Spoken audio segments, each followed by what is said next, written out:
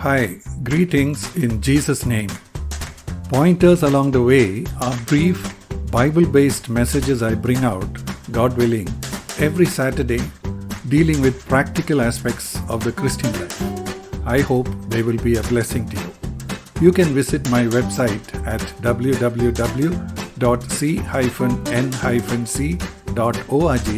for my articles and books.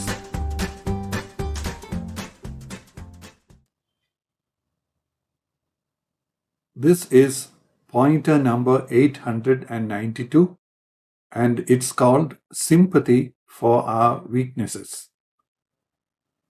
When God looked down from heaven, He saw not only the guilt of our sins, but also the weaknesses with which we struggled, because of which we could in no way make our own way back to Him.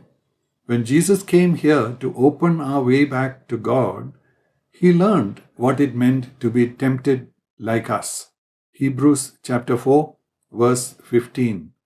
For we do not have a high priest who cannot sympathize with our weaknesses, but one who has been tempted in all things just as we are, yet without sin. Now he tells us that he understands our struggles and sympathizes with us. He stands ready to help us now by giving us forgiveness when we fall and help to overcome. Verse 16. Therefore, let's approach the throne of grace with confidence so that we may receive mercy and find grace for help at the time of our need. As God and man, we know that Jesus understands us completely and that we can always find comfort and encouragement from Him. As human beings, it is not easy for us to balance the ideas of God's holiness and justice that demand our punishment when we fail, and His mercy and patience waiting for us. If we think about the first, we tend to feel condemned and discouraged.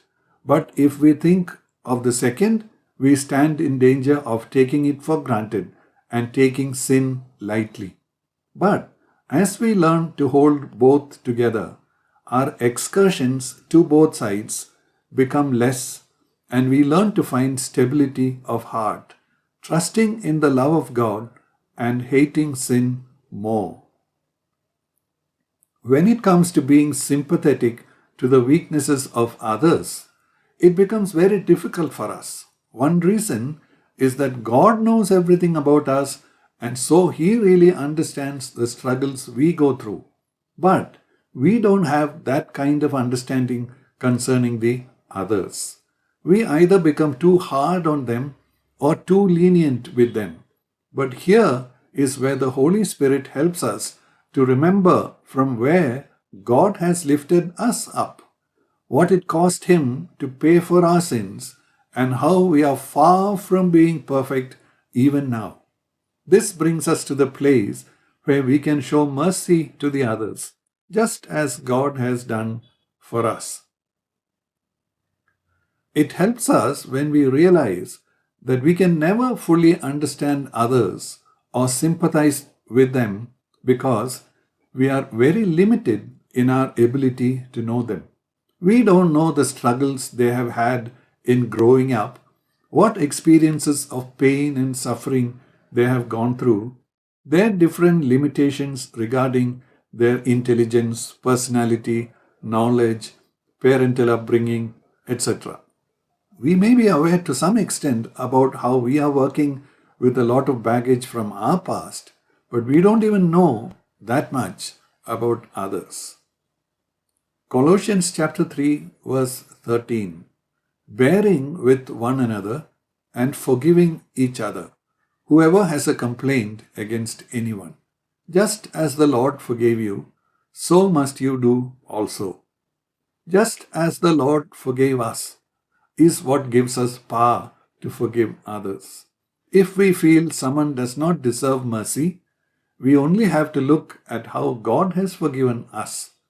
When we find it difficult to continuously bear with someone, we only have to think of how our God has to bear with all the imperfections, even years after He gave us a new birth. Receiving freely from God on one side and giving freely to the others. We need to grow in maturity in both directions. One cannot be sustained without balance from the other.